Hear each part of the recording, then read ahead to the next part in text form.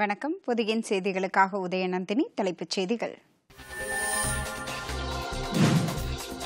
கோவா முதலமைச்சர் மனோகர் பாரிக்கர் மறைவுக்கு குடியரசுத் தலைவர், குடியரசு துணைத் தலைவர், பிரதமர் உள்ளிட்ட தலைவர்கள் இரங்கல். இன்று ஒருநாள் தேசிய துக்கம் அனுசரிப்பு.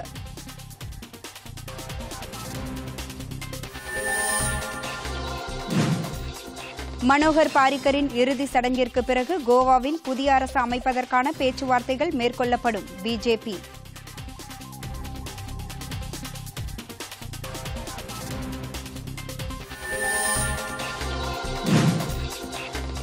மாலத்தீவு அதிபர் இப்ராஹிம் முகமது சோலியை சந்தித்து பேசுகிறார். அந்நாட்டிற்கு சென்றுள்ள வெளியுறவுத்துறை அமைச்சர் சுஷ்மா ஸ்வராஜ்.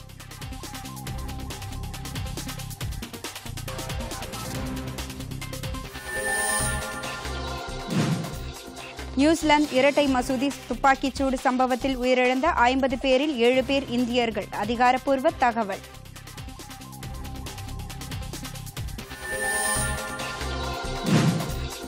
நானும் காவலாளி என்ற பிரதமர் நரேந்திர மோடியின் தேர்தல் பிரச்சாரத்திற்கு ஆதரவு பெருகுகிறது. பிரகாஷ் ஜவடேகர்.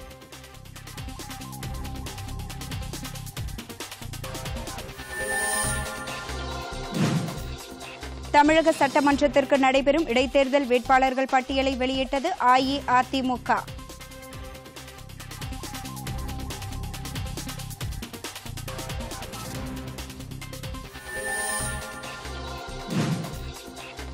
மாலியில் ராணுவ முகாம் மீது நடத்தப்பட்ட பயங்கரவாத தாக்குதலில் 21 ராணுவ வீரர்கள் உயிரிழப்பு. இனி விரிவான செய்திகள். கோவா முதலமைச்சர் மனோகர் பாரிக்கர் நேற்று உடல்நலக்குறைவால் காலமானார். அவருக்கு வயது 63. பனாஜியில் உள்ள மருத்துவமனையில் சிகிச்சை பெற்று வந்த நிலையில் சிகிச்சை பலனின்றி மாலை 6:40 மணிக்கு அவர் உயிரிழந்ததாக மருத்துவர்கள் தெரிவித்தனர். 1955ஆம் ஆண்டு டிசம்பர் 13ஆம் தேதி கோவாவில் உள்ள மவுசா என்ற இடத்தில் பிறந்த பாரிக்கர் மும்பை ஐஐடியில் பொறியியல் பட்டம் பெற்றார். இளம் வயதிலேயே RSS இயக்கத்தில் சேர்ந்தார். முதலில் 1994ஆம் ஆண்டு கோவா சட்டப்பேரவைக்கு தேர்ந்தெடுக்கப்பட்ட அவர் கோவா முதலமைச்சராக 3 முறை பதவி வகித்துள்ளார். எதிர்க்கட்சித் தலைவராகவும் பணியாற்றியுள்ளார். பிரதமர் நரேந்திர மோடி தலைமையிலான மத்திய அமைச்சரவையில் மனோகர் பாரிக்கர் பாதுகாப்புத்துறை அமைச்சராக பொறுப்பு வகித்தார். கோவா சட்டப்பேரவை தேர்தலை முன்னிட்டு 2017ஆம் ஆண்டு மத்திய அமைச்சர் பதவியை ராஜினாமா செய்து மாநில அரசியலுக்கு மீண்டும் திரும்பிய பாரிக்கர் அம்மாநில முதலமைச்சராக பொறுப்பேற்றார். சிறிது காலமாக புற்றுநோயால் பாதிக்கப்பட்டு அமெரிக்கா மற்றும் புதுதில்லி எய்ம்ஸ் மருத்துவமனைகளில் சிகிச்சை பெற்று வந்தார். சிகிச்சைக்கு இடையிலும் அவர் சட்டப்பேரவையில் பட்ஜெட்டை தாக்கல் செய்து உரையாற்றியது குறிப்பிடத்தக்கது.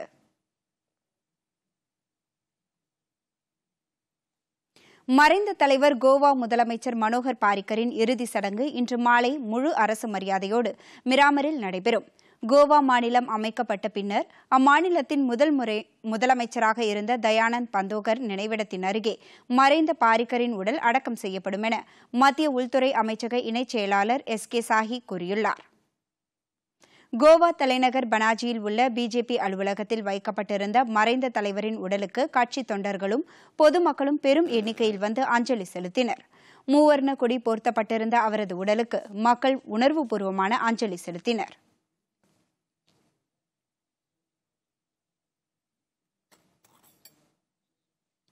மத்திய அமைச்சரவையின் கூட்டத்தில் மறைந்த மனோகர் பாரிக்கரின் மறைவிற்கு இரங்கல் தெரிவிக்கப்பட்டது. அவரது மறைவில் நாடு ஒரு சிறந்த தலைவரையும் சாமானியர்களின் முதலமைச்சரையும் இழந்துள்ளதாக கூறப்பட்டுள்ளது. தமது எளிமைக்கும் சிறந்த நிர்வாகி என்ற திறமைக்கும் சொந்தக்காரரான பாரிக்கர் என்றுமே நினைவில் கொள்ளப்படுவார். நவீன கோவாவை உருவாக்குவதிலும் இந்திய பாதுகாப்பு படைகளை நவீனப்படுத்துவதிலும் முன்னாள் ராணுவத்தினரின் மேம்பாட்டுக்கான நடவடிக்கைகளுக்கும் அவரது பங்களிப்பு என்றுமே நினைவிற்கொள்ளப்படும். கோவா முதலமைச்சர் மனோகர் பாரிக்கர் மறைவுக்கு குடியரசுத் தலைவர், குடியரசு துணைத் தலைவர், பிரதமர் உட்பட பல்வேறு கட்சித் தலைவர்கள் இரங்கல் தெரிவித்துள்ளனர்.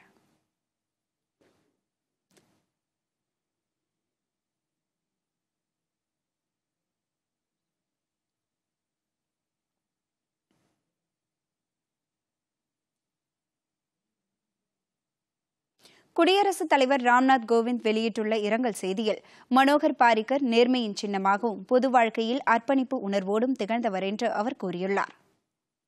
குடியரசு துணைத் தலைவர் வெங்கையா நாயுடு வெளியிட்டுள்ள இரங்கல் செய்தியில் கோவா மாநிலம் பெருமை மிக்க புதல்வனை இழந்துவிட்டதாக குறிப்பிட்டுள்ளார்.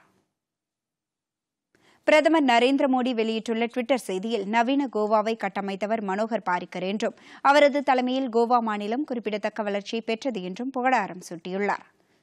பாதுகாப்புத்துறை அமைச்சராக இருந்தபோது பாதுகாப்பு தளவாடங்களை உள்நாட்டிலேயே தயாரிப்பதற்கு அதிக முக்கியத்துவம் கொடுத்தவர் என்றும் அவர் ஒரு சிறந்த தேசபக்தர் என்றும் அதேவேளையில் சிறந்த நிர்வாகி என்றும் குறிப்பிட்டுள்ளார். மத்திய அமைச்சர்கள் ராஜ்நாத் சிங், நிதின் கட்கரி, சுரேஷ் பிரபு, பிஜேபி தலைவர் அமித் ஷா, தகவல் ஒலிபரப்புத்துறை அமைச்சர் ராஜ்யவர்தன் சிங் ரத்தோர், காங்கிரஸ் தலைவர் ராகுல்காந்தி ஆகியோர் மனோகர் பாரிக்கரின் மறைவுக்கு ஆழ்ந்த இரங்கலை தெரிவித்துள்ளனர். மத்திய இணையமைச்சர் பொன் ராதாகிருஷ்ணன் விடுத்துள்ள இரங்கல் செய்தியில் 3 முறை முதலமைச்சராகவும் பாதுகாப்புத்துறை அமைச்சராகவும் திறம்பட செயல்பட்டவர் என்று தமது இரங்கல் செய்தியில் தெரிவித்திருக்கிறார். இவரது இழப்பு ஈடு செய்ய முடியாத இழப்பு என்றும் அவரை இழந்து வாடும் அவரது குடும்பத்தினருக்கு ஆழ்ந்த இரங்கலை தெரிவித்துள்ளார். மனோகர் பாரிக்கரின் மறைவுக்கு நாடு முழுவதும் இன்று துக்கம் அனுசரிக்கப்படும் என்று மத்திய அரசு அறிவித்துள்ளது. கோவா முதலமைச்சரின் மறைவையொட்டி அம்மாநிலத்தில் 7 நாள் துக்கம் அனுசரிக்கப்படும். இதன் காரணமாக மத்திய மாநில அரசு அலுவலகங்களில் இன்று தேசிய கொடி அரைக்கம்பத்தில் பறக்கவிடப்படும். கோவாவில் புதிய அரசு அமைப்பதற்கான பேச்சுவார்த்தைகள் நடைபெறக்கூடிய இச்சூழலில் அரசு அமைவதை விட மறைந்த முதலமைச்சர் மனோகர் பாரிக்கரின் இறுதி சடங்கிற்கு முக்கியத்துவம் கொடுக்கப்படும் என்று மூத்த பிஜேபி தலைவர்கள் கூறியுள்ளனர். பிஜேபி தலைவர்களுக்கும் நட்பு கட்சிகளுக்கும் இடையே பேச்சுவார்த்தைகள் இதுவரை முடிவு பெறவில்லை என்பதால் பாரிக்கரின் இறுதி சடங்கிற்கு பிறகு பேச்சுவார்த்தை தொடரும். மத்திய அமைச்சர்கள் நிதின் கட்கரி, பிஜேபி தேசிய செயலாளர் PL சந்தோஷ் மற்றும் கோவா பிஜேபி கட்சியின் மூத்த தலைவர்கள் இப்பேச்சுவார்த்தைகளில் பங்கேற்கின்றனர். பயங்கரவாதத்தை எதிர்கொள்ள பொதுவான அணுகுமுறை ஒன்றை ஐக்கிய நாடுகள் சபை உருவாக்க வேண்டும் என்று குடியரசு துணைத் தலைவர் வெங்கையா நாயுடு கேட்டுக் கொண்டுள்ளார். ஹைதராபாத்தில் நேற்று பல்வேறு நிகழ்ச்சிகளில் கலந்து கொண்ட அவர் கோஸ்டாரிக்காவில் உள்ள அமைதி பல்கலைக்கழகம் சமீபத்தில் தமக்கு அளித்த டாக்டர் பட்டத்திற்காக நடைபெற்ற பாராட்டு விழாவில் பேசுகையில் இதனை தெரிவித்தார். சட்டத்தின் ஆட்சி, ஜனநாயகம் ஆகியவற்றுக்கு தாம் அளித்த சிறந்த பங்களிப்பிற்காக இந்த பட்டம் வழங்கப்பட்டதாக கூறிய அவர் நியூசிலாந்தில் சமீபத்தில் தீவிரவாதி ஒருவர் அப்பாவி மக்களை சுட்டுக் கொன்ற சம்பவம் கொடூரமானது என்று கூறினார். தீவிரவாதத்தை வேரறுக்க அனைத்து நாடுகளும் ஒன்றுபட வேண்டிய அவசியத்தை இந்த சம்பவம் உணர்த்தியுள்ளதாக அவர் குறிப்பிட்டார். தீவிரவாதம் உலகிற்கு சவாலாக இருப்பதால் அதை அனைத்து நாடுகளும் சவாலாக எடுத்துக்கொண்டு பதிலளிக்க வேண்டும் என்றும் அவர் கேட்டுக் கொண்டார். ஏற்கனவே எல்லை தாண்டிய பயங்கரவாதத்தால் இந்தியா பல ஆண்டுகளாக பாதிக்கப்பட்டுள்ளது என்றும் அவர் சுட்டிக்காட்டினார். ஜெய்ஷ்-இ-முகமது தீவிரவாத அமைப்பின் தலைவர் மசூத் அசாரை சர்வதேச பயங்கரவாதியாக அறிவிப்பதற்கு சீனா முட்டுக்கட்டை போட்டபோது மிகுந்த வேதனை அளிப்பதாகவும் வெங்கையா நாயுடு கூறியுள்ளார். மாலத்தீவுக்கு பயணம் மேற்கொண்டுள்ள மத்திய வெளியுறவுத்துறை அமைச்சர் சுஷ்மா ஸ்வராஜ் அந்நாட்டு அதிபர் இப்ராஹிம் முகமது சோலியை சந்தித்து பேசவிருக்கிறார். முன்னதாக வெளியுறவுத்துறை அமைச்சர் சுஷ்மா ஸ்வராஜ் மற்றும் மாலத்தீவு வெளியுறவுத்துறை அமைச்சர் அப்துல் சஹீத் பங்கேற்ற கூட்டு அமைச்சரவை நிலையிலான கூட்டத்தில் வளர்ச்சிக்கான ஒத்துழைப்பு மற்றும் இருநாட்டு மக்களுக்கு இடையேயான உறவுகளை முன்னெடுத்து செல்வதற்கான ஒப்பந்தம் கையெழுத்திடப்பட்டது. ராஜாங்க மற்றும் அலுவல் சார்ந்த பாஸ்போர்ட் வைத்திருப்பவர்களுக்கான விசா வசதி, வளர்ச்சிக்கான ஒத்துழைப்பு மற்றும் புதுப்பிக்கக்கூடிய எரிசக்தி ஆகியவை சம்பந்தமாக 3 ஒப்பந்தங்கள் கையெழுத்தாகின. இந்திய வெளியுறவுத்துறை அமைச்சரின் மாலத்தீவு பயணம் இரு நாடுகளுக்கிடையேயான பரஸ்பர உறவுகளை மேலும் மேம்படுத்தும் என்றும் இரு நாடுகளும் கருத்து தெரிவித்துள்ளன. வெளியுறவுத்துறை அமைச்சரோடு வெளியுறவுத்துறை செயலர் விஜய் கோகலே தலைமையிலான உயர்நிலை குழுவும் சென்றுள்ளது. நியூசிலாந்தில் சமீபத்தில் 50 உயிர்களை பலிகொண்ட இரட்டை மசூதி பயங்கரவாத தாக்குதலில் இந்தியாவைச் சேர்ந்த குறைந்தபட்சம் 7 பேர் உயிரிழந்திருப்பதாக உறுதிப்படுத்தப்பட்டுள்ளது. இந்திய வம்சாவளியைச் சேர்ந்தவர்கள் உட்பட 9 இந்தியர்கள் பற்றிய விவரம் இதுவரை தெரியவில்லை என்ற பின்னணியில் இந்த செய்தி வெளியாகியுள்ளது. பயங்கரவாத தாக்குதலின் போது மசூதிகளில் வழிபாடு நடத்தி கொண்டிருந்த 149 பேரில் பெரும்பாலானோர் இந்தியா, பாகிஸ்தான் மற்றும் பங்களாதேஷைச் சேர்ந்தவர்கள் என்று தெரிகிறது.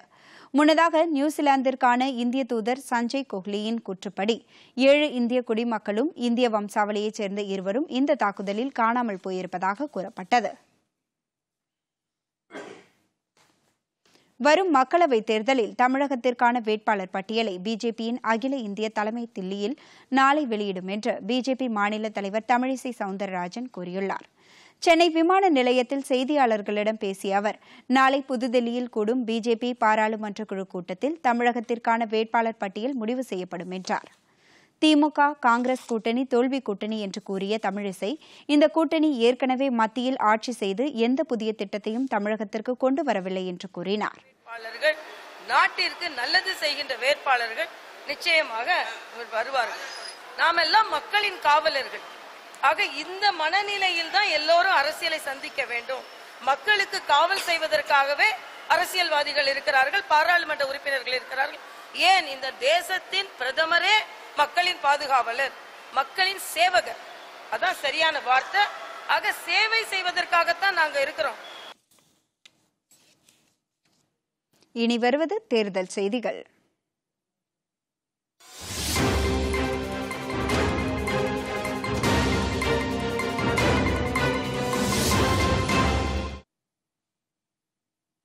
நானும் காவலாளி என்ற தனது தேர்தல் பிரச்சார இயக்கத்தை பிஜேபி தீவிரப்படுத்தியுள்ளது.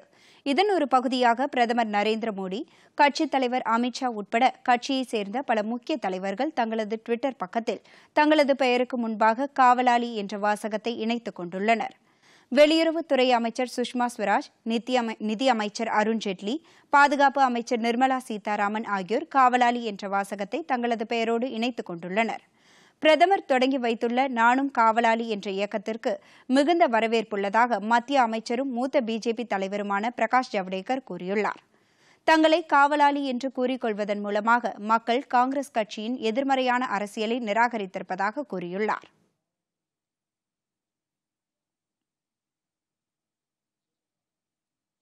மக்களவைத் தேர்தல் முதல்கட்ட வாக்குப்பதிவுக்கான அறிவிக்கை இன்று காலை வெளியிடப்படுகிறது. இதையடுத்து அடுத்த மாதம் 11ஆம் தேதி நடைபெறவுள்ள முதல்கட்ட வாக்குப்பதிவு நடைபெறவுள்ள தொகுதிகளில் வேட்புமனு தாக்கல் இன்று தொடங்குகிறது.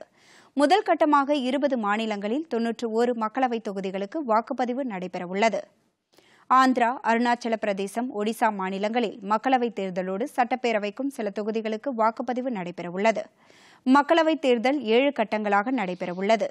தமிழ்நாட்டில் அடுத்த மாதம் 18ஆம் தேதி 39 மக்களவைத் தொகுதிகளுக்கும் 18 சட்டப்பேரவைத் தொகுதிகளுக்கும் வாக்குப்பதிவு நடைபெறவுள்ளது.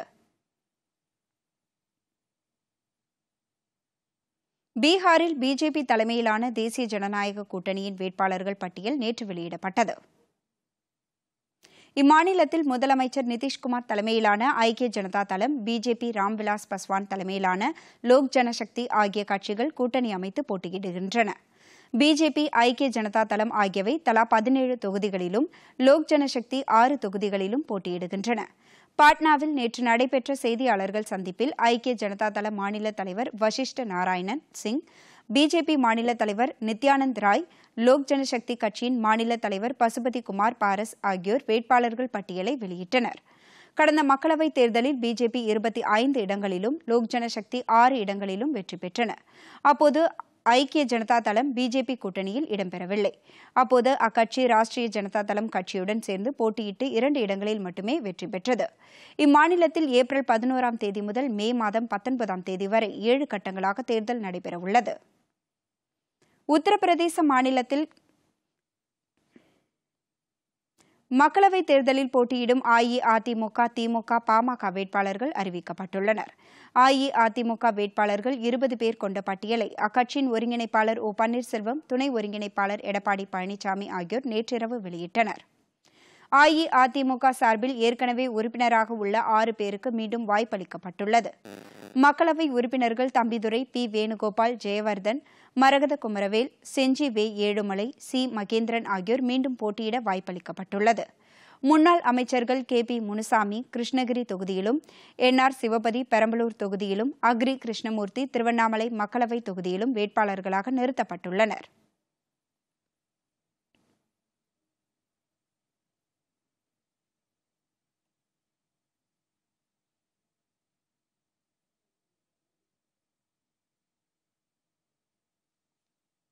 மக்களவைத் தேர்தலில் திமுக போட்டியிடும் 20 தொகுதிகளுக்கும் வேட்பாளர்கள் அறிவிக்கப்பட்டுள்ளனர். திமுக தலைமையகமான அண்ணா அறிவாலயத்தில் அக்கட்சியின் தலைவர் மு க ஸ்டாலின் நேற்று மாலை இந்த பட்டியலை வெளியிட்டார். மத்திய சென்னையில் முன்னாள் மத்திய அமைச்சர் தயாநிதி மாறன், ஸ்ரீபெரும்புதூரில் முன்னாள் மத்திய அமைச்சர் டி.ஆர். பாலு, நீலகிரி தனி தொகுதியில் முன்னாள் மத்திய அமைச்சர் ஆ. ராசா, அரக்கோணத்தில் முன்னாள் மத்திய அமைச்சர் எஸ். ஜெகத்ரட்சகன்,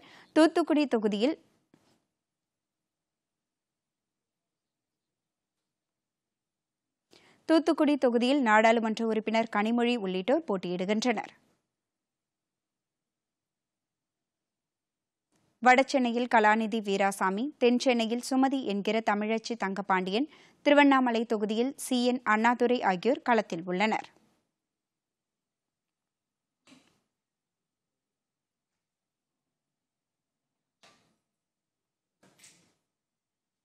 நாடாளுமன்ற தேர்தலில் பாமக போட்டியிடும் 5 தொகுதிகளுக்கான வேட்பாளர்கள் அறிவிக்கப்பட்டுள்ளனர். அஇஅதிமுக கூட்டணியில் இடம்பெற்றுள்ள பாமக 7 தொகுதிகளில் போட்டியிடுகிறது. முதல் கட்ட வேட்பாளர் பட்டியலை கட்சித் தலைமை வெளியிட்டுள்ளது. இதன்படி தருமபுரி தொகுதியில் அன்புமணி ராமதாஸ் மீண்டும் போட்டியிடுகிறார்.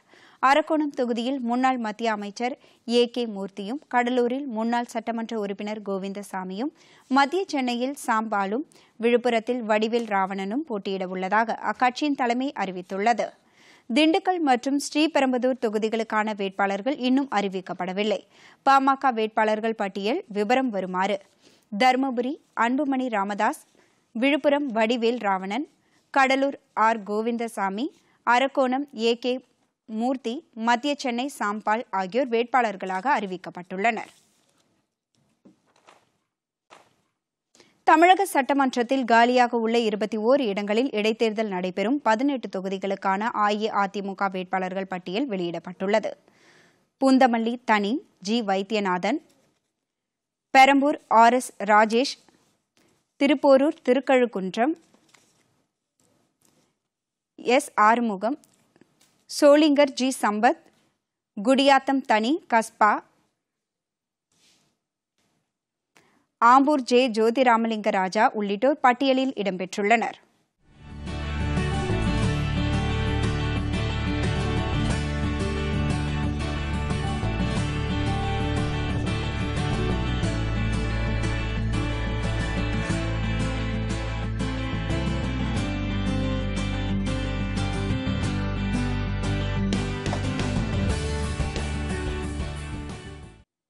வரும் மக்களவை மற்றும் சட்டமன்ற இடைத்தேர்தலில் 100% வாக்களிப்பை உறுதி செய்ய தேர்தல் ஆணையம் பல்வேறு விழிப்புணர்வு நிகழ்ச்சிகளை நடத்தி வருகிறது.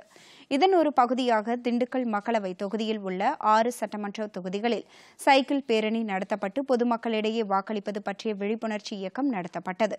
துணை ஆட்சியர் ஷேக் அப்துல் ரஹ்மான் தலைமையில் நடைபெற்ற இந்த பேரணியில் 24 பேர் கொண்ட குழுவினர் திண்டுக்கல், நத்தம், நிலக்கோட்டை, ஆத்தூர், ஒட்டன்சத்திரம், பழனி உள்ளிட்ட சட்டமன்ற தொகுதிகளில் விழிப்புணர்வு இயக்கத்தில் கலந்து கொண்டனர். ஈரோடு மாவட்டம் கோபிச்செட்டிப்பாளையத்தில் வருவாய்த்துறை சார்பில் 100% வாக்குப்பதிவு நடைபெற வேண்டும் என்று வலியுறுத்தும் பேருந்து நிலையத்தில் பிரசுரங்கள் விநியோகிக்கப்பட்டன. இப்பிரசுரங்கள் பேருந்து நிலையத்தில் வந்து சென்று கொண்டிருந்த பேருந்துகளிலும் ஒட்டப்பட்டன. கோபிச்செட்டிப்பாளையம் வட்டாட்சியர் தலைமையில் வருவாய்த்துறையினர் மற்றும் தேர்தல் அலுவலர்கள் இந்த இயக்கத்தில் பங்கேற்றனர்.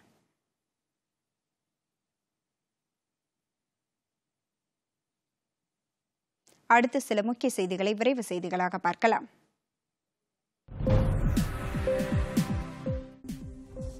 திருப்பரங்குன்றம் இடைத்தேர்தல் தொடர்பான வழக்கில் வரும் வெள்ளிக்கிழமையன்று தீர்ப்பு வெளியாகும் என்று சென்னை உயர்நீதிமன்றம் கூறியுள்ளது.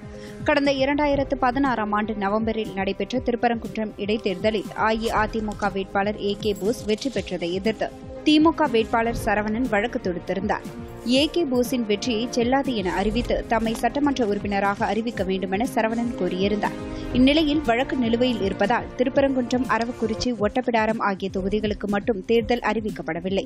அதில் திருப்பரங்குன்றம் தேர்தல் வழக்கில் விரைந்து தீர்ப்பு வழங்க வேண்டுமென கோரி திமுக சார்பில் சரவணன் தரப்பில் வழக்கு தொடரப்பட்டது. இந்த வழக்கு சென்னை உயர்நீதிமன்ற நீதிபதி வேல்முருகன் முன்பு விசாரணைக்கு வந்தபோது வழக்கு நிலுவையில் இருப்பதால் தேர்தல் நடத்தக்கூடாது என்று இதுவரை உத்தரவிடவில்லை என்று தெரிவித்து வழக்கில் வரும் வெள்ளிக்கிழமையன்று தீர்ப்பு வழங்குவதாக தெரிவித்தார். புதுச்சேரியில் மக்களவைத் தேர்தலையொட்டி மாதிரி வாக்குச்சாவடியை தலைமை தேர்தல் அதிகாரி கந்தவேலு திறந்து வைத்தார். கடற்கரை சாலை அருகே இந்த மாதிரி வாக்குச்சாவடி மையம் அமைக்கப்பட்டுள்ளது. மின்னணு வாக்குப்பதிவு இயந்திரத்தில் வாக்குப்பதிவு செய்யும் முறை, விவிபேட் இயந்திரம் குறித்த செயல் விளக்கம் ஆகியவை செய்து காண்பிக்கப்படுகிறது. இதனை திறந்து வைத்த தலைமை தேர்தல் அதிகாரி வாக்காளர் விழிப்புணர்வு பிரச்சார காணொலி வாகனத்தையும் தொடங்கி வைத்தார்.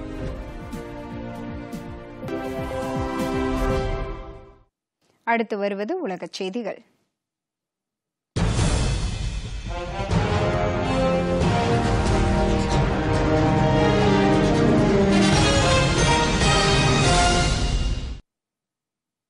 மேற்கு ஆப்பிரிக்க நாடான மாலியில் ராணுவ முகாம் மீது நடந்த பயங்கரவாத தாக்குதலில் 21 ராணுவ வீரர்கள் உயிரிழந்தனர். அந்நாட்டு ஊடகங்கள் வெளியிட்டுள்ள செய்திகளின்படி தாக்குதல் நடத்தியவர்கள் டியோரோ ராணுவ முகாமை குறிவைத்ததாக கூறப்பட்டுள்ளது. ஆப்பிரிக்காவில் ஜனநாயகம் மற்றும் ஸ்திரத்தன்மைக்கு பெயர் பெற்ற மாலி சமீப காலமாக உள்நாட்டு போர், அல்-கொய்தா பயங்கரவாத இயக்கம் சார்ந்த பயங்கரவாதம் போன்ற பல்வேறு பிரச்சினைகளை சந்தித்து வருகிறது. காங்கோவில் சரக்கு ரயில் தடம் புரண்டதில் பெரும்பாலும் குழந்தைகள் உட்பட 24 பேர் உயிரிழந்தனர், 31 பேர் காயமடைந்தனர். மத்திய ஆப்பிரிக்க நாடான காங்கோவில் காசாப் மாகாணத்தில் ரயில் தடம் புரண்டதை அடுத்து இப்பகுதியில் காவல்துறை மற்றும் மருத்துவ சேவைகள் விரைவாக செயல்பட்டன. தடம் புரண்டது சரக்கு ரயில் என்பதால் உயிரிழந்தவர்கள் அனுமதியில்லாமல் இந்த ரயிலில் பயணித்தவர்கள் என்பது குறிப்பிடத்தக்கது. இந்தோனேஷியாவில் ஏற்பட்ட கடும் வெள்ளப்பெருக்குக்கு இதுவரை 63 பேர் பலியாகிவிட்டதாக அங்கிருந்து வரும் தகவல்கள் தெரிவிக்கின்றன. இந்தோனேஷியாவின் கிழக்கு பகுதியில் உள்ள பப்புவா மாகாணத்தில் தொடர்ந்து பெய்து வரும் பலத்த மழையால் கடும் வெள்ளப்பெருக்கு ஏற்பட்டுள்ளது. பல இடங்களில் நிலச்சரிவுகளும் ஏற்பட்டுள்ளன.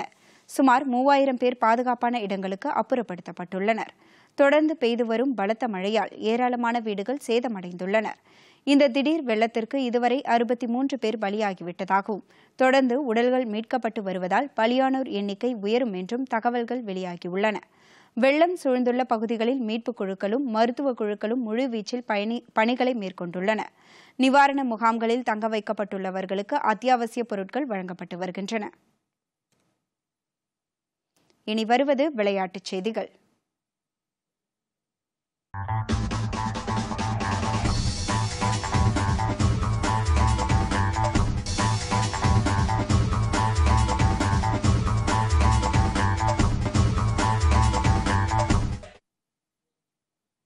சர்வதேச கிரிக்கெட் கவுன்சில் வெளியிட்டுள்ள ஒருநாள் போட்டி தரவரிசை பட்டியலில் இந்திய அணி கேப்டன் விராட் கோலி பேட்ஸ்மேன் வரிசையில் தொடர்ந்து முதலிடத்தை தக்கவைத்துள்ளார். ஆஸ்திரேலியாவுக்கு எதிரான ஒருநாள் தொடரில் அவர் 310 ரன்களை குவித்து இந்த சாதனையை படைத்துள்ளார். அதே தொடரில் 202 ரன்களை சேர்த்து துணை கேப்டன் ரோஹித் சர்மாவும் தொடர்ந்து 2வது இடத்தில் உள்ளார். பந்து வீச்சாளர்களுக்கான தரவரிசையில் இந்தியா வேகப்பந்து வீச்சாளர் ஜஸ்பிரீத் பும்ரா 774 புள்ளிகளுடன் தொடர்ந்து முதலிடத்தில் நீடிக்கிறார். வங்கதேசத்திற்கு எதிரான ஒருநாள் தொடரில் 6 விக்கெட்டுகளை வீழ்த்திய நியூசிலாந்தின் ட்ரெண்ட் போல்ட் தரவரிசையில் 2ஆம் இடத்திற்கு முன்னேறியுள்ளார். அணிகளுக்கான தரவரிசையில் இங்கிலாந்து தொடர்ந்து முதலிடத்தில் உள்ளது. அதைத் தொடர்ந்து 2ஆம் இடத்தில் இந்திய அணியும் 3ஆம் இடத்தில் நியூசிலாந்து அணியும் உள்ளன. ஹாங்காங்கில் நடைபெற்று வரும் ஆசிய இளைஞர்களுக்கான தடகள விளையாட்டுப் போட்டிகளில் கடைசி நாளான இன்று இந்தியா 1 தங்கம் வென்று மொத்த பதக்கப்பட்டியலில் 2ஆம் இடத்தை பிடித்துள்ளது. இந்த வெற்றியோடு இந்திய அணிக்கு 8 தங்கங்களும் 9 வெள்ளிகளும் 9 வெண்கலங்களும் சேர்ந்து மொத்தம் 26 பதக்கங்கள் கிடைத்துள்ளன. பதக்கப்பட்டியலில் முதலிடம் பெற்றுள்ள சீனா 12 தங்கம் 11 வெள்ளி 8 வெண்கலம் என மொத்தம் 31 பதக்கங்களை வென்றுள்ளது. 6 தங்கம் 8 வெள்ளி 6 வெண்கல பதக்கங்களை வென்ற ஜப்பான் மொத்தம் 20 பதக்கங்களோடு 3ஆம் இடத்தை பிடித்தது. மகளிருக்கான தெற்காசிய சாம்பியன்ஷிப் கால்பந்து தொடரில் இந்தியா அரையிறுதி சுற்றுக்கு முன்னேறியுள்ளது. நேபாளத்தில் நடைபெற்று வரும் இந்த தொடரில் நேற்று நடைபெற்ற போட்டியில் இலங்கை அணியுடன் இந்தியா மோதியது. இதில் தொடக்கம் முதலே இந்திய அணி வீராங்கனைகள் ஆதிக்கம் செலுத்தினர். இதன் மூலம் 5 கோல்களை அடித்தனர். இலங்கை தரப்பில் கடைசி வரை ஒரு கோல் கூட அடிக்க முடியவில்லை. இதனையடுத்து இந்தியா 5-0 என்ற கோல் கணக்கில் வெற்றி பெற்றது. குரூப் பி பிரிவில் முதலிடம் பிடித்த இந்தியா அரையிறுதிக்கு முன்னேறியது. அரையிறுதி சுற்றில் வங்கதேச அணியை இந்தியா எதிர்கொள்கிறது. மற்றொரு அரையிறுதிப் போட்டியில் நேபாளம் மற்றும் இலங்கை அணிகள் மோதுகின்றன. சுவிட்சர்லாந்தின் பாசில் நகரில் நடைபெற்ற சுவிஸ் ஓபன் பேட்மிண்டன் இறுதிப் போட்டியில் இந்தியாவின் சாய் பிரணீத் வெள்ளிப் பதக்கம் வென்றுள்ளார்.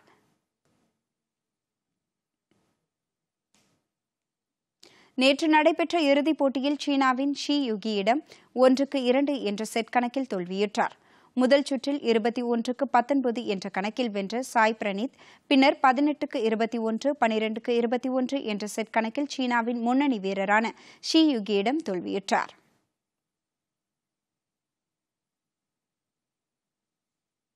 இனி வருவது வானிலை செய்திகள்.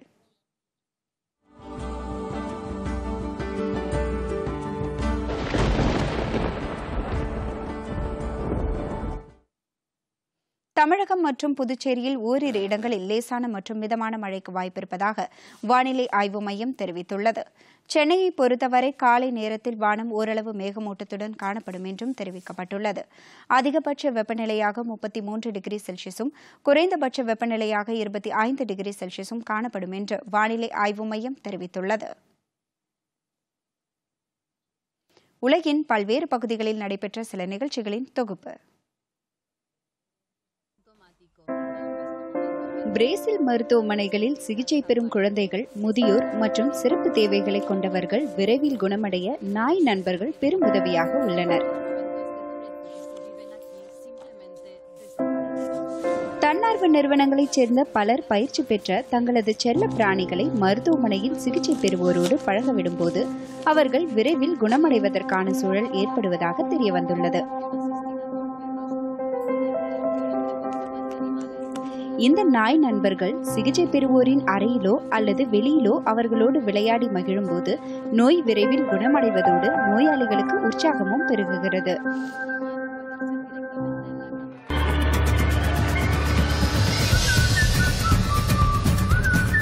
நாட்டின் பல பகுதிகளில் வசந்தகால திருவிழாவான ஹோலி கொண்டாடப்படுகிறது.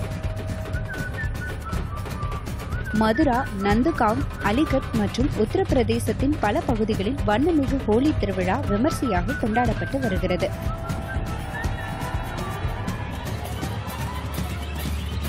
மக்கள் ஒருவர் மீது ஒருவர் வண்ணச்சாயங்களை பூசிக்கொண்டும் கிராமிய பாடல்களை பாடியவாறு நடனமாடி தங்களது மகிழ்ச்சியை தெரிவிக்கின்றனர்.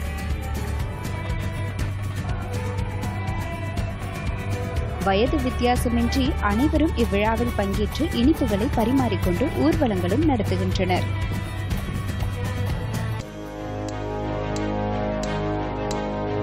பாரிஸில் நடைபெற்ற சைக்கிள் பந்தயத்தில் கொலம்பியாவைச் சேர்ந்த ஈகன் பெர்னால் முதலிடம் பிடித்து பட்டத்தை கைப்பற்றினார்.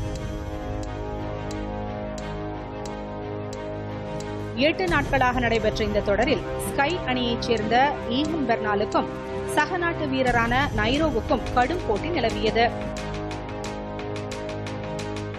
இதில் 39 வினாடிகள் இடைவெளியில் பெர்னால் வெற்றி பெற்றார். இதனைத் தொடர்ந்து மே மாதம் இத்தாலியில் நடைபெறும் ஜீரோ டிட்டாலியா பந்தயத்தில் அவர் பங்கேற்க உள்ளார்.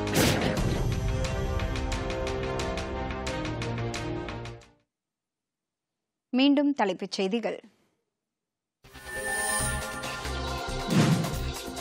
கோவா முதலமைச்சர் மனோகர் பாரிக்கர் மறைவுக்கு குடியரசுத் தலைவர், குடியரசு துணைத் தலைவர், பிரதமர் உள்ளிட்ட தலைவர்கள் இரங்கல். இன்று ஒருநாள் தேசிய துக்கம் அனுசரிப்பு.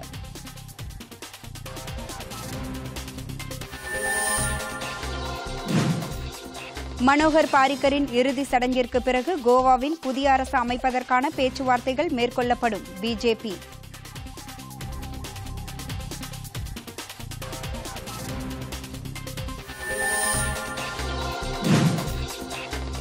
மாலத்தீவு அதிபர் இப்ராஹிம் முகமது சோலியை சந்தித்து பேசுகிறார் அந்நாட்டிற்கு சென்றுள்ள வெளியுறவுத்துறை அமைச்சர் சுஷ்மா ஸ்வராஜ்.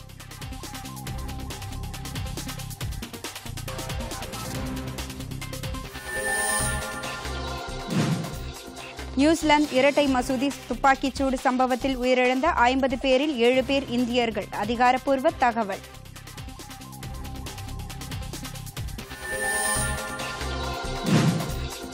நானும் காவலாளி என்ற பிரதமர் நரேந்திர மோடியின் தேர்தல் பிரச்சாரத்திற்கு ஆதரவு பெருகுகிறது, பிரகாஷ் ஜவடேகர்.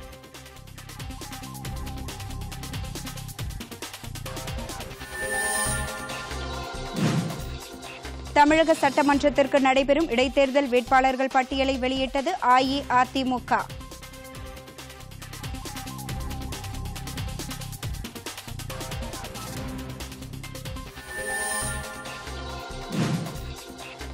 மாலியில் ராணுவ முகாம் மீது நடத்தப்பட்ட பயங்கரவாத தாக்குதலில் 21 ராணுவ வீரர்கள் உயிரிழப்பு. பொதிகை செய்திகளை யூடியூபில் தமிழ் நியூஸ் தூர்தர்ஷன் என்ற சேனலிலும், ட்விட்டரில் Tamil news Doordarshan @DD news Chennai என்ற பக்கத்திலும் காணலாம்.